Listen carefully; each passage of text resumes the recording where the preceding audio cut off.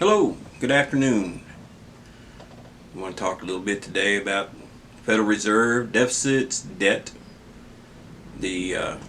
For most of you probably already know, the Federal Reserve is a private bank.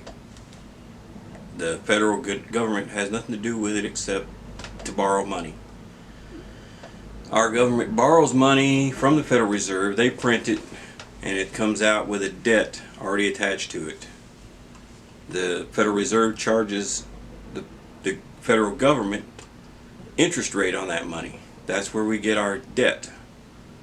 So every time you take out a loan, there's interest rate attached to it. About 2% of that is on the dollar originally.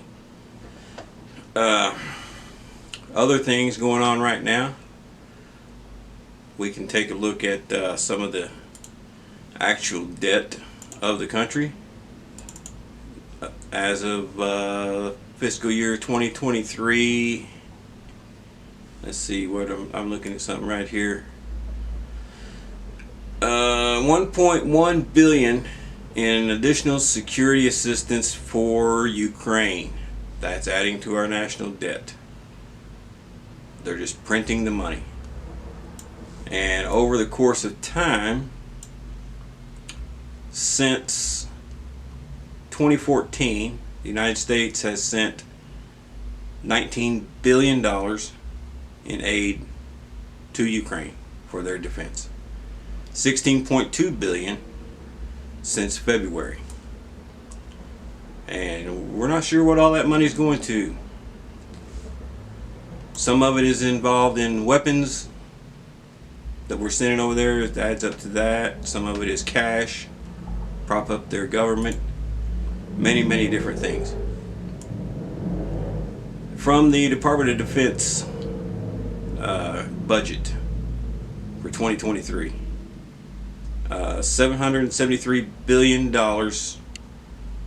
for the Department of Defense, $56.5 billion for air systems, $40 billion for sea power,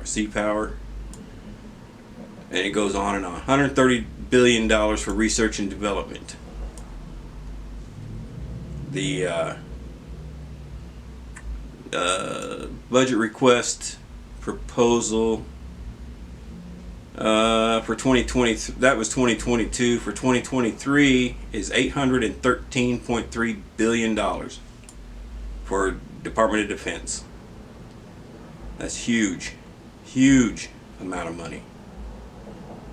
It includes a lot of perks, different things for the military, a pay raise, which is a good thing. Let's look at another statistic as far as the military budget goes and our deficit. And let's see, I'm looking here at the what we left in Afghanistan. Over the course of the war for 20 years, we have spent some $85 billion on the war in Afghanistan.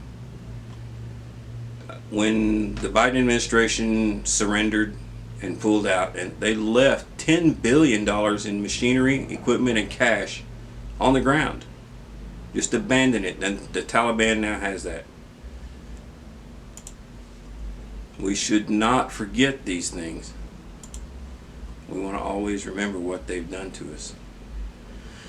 On another note, the federal budget deficit fell to $1.4 trillion due to the fact that the pandemic spending is coming to an end. They've stopped printing all that excess money. That's a good thing. It's still too high. I'll give you that. We should not be running a budget deficit. What else do we have here? We have, let me get this right. What else? Oh, another item of interest would be that the The federal debt that this nation owes is over $31 trillion. 125% of the gross domestic product. It's 125% of it. Tax interest rates on top of that, it's never going to get paid down. It's just crazy. It's crazy. Something needs to be done about it. We need to remember these, and we need to vote people into office that are going to take care of this problem, that are going to stop the spending, stop printing of the money. The one good thing that we would be advised to do is to get rid of the Federal Reserve. Have the government own their own currency again. Get back to that. We've been doing this for more than 100 years with the Federal Reserve, since 1913. Federal Reserve needs to be gone. That would save us trillions. There's some other departments within the government that we need to cut. We could cut the Department of Education, send it back to the states. That would save billions in unnecessary spending and waste. We need to stop the lobbying efforts, the big business and corporations, to our senators and House of Representatives. They get paid millions simply for passing laws that benefit corporations and not the American people. We send them up there to represent us, not corporations. I don't know if you've noticed, but there are huge protests taking place in Germany, France, across Europe. The people there are fed up with their government, listening to NATO and doing what the United States says, just because of who we are. The hegemony of the United States is about to come to an end. If we don't watch what we're doing, our empire is going to crumble. And all these things are happening right now, and nobody seems to be covering it. You have to really search hard to find it. The protests in Germany, protests in France, especially France. The people there need a pay raise just to keep up with the rate of inflation, and that's what they're protesting for. They've shut down industries.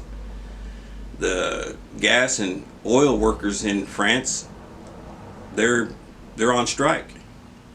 And I'm sure you probably don't even know that, but you need to pay attention to what's going on.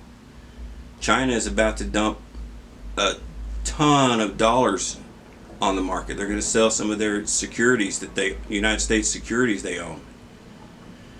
There's a big move right now to decouple from the US dollar and the petrodollar. It's what China and Russia are doing. So if you're wondering what Ukraine is about and why the United States is so gung-ho to take down Russia, it's because Russia has developed their own digital currency for the ruble. That's how they're trading now. They are getting rid of the US dollar and the petrodollar. Many nations across the world are going that route. Our dollar is in bad shape right now. Inflation is killing us.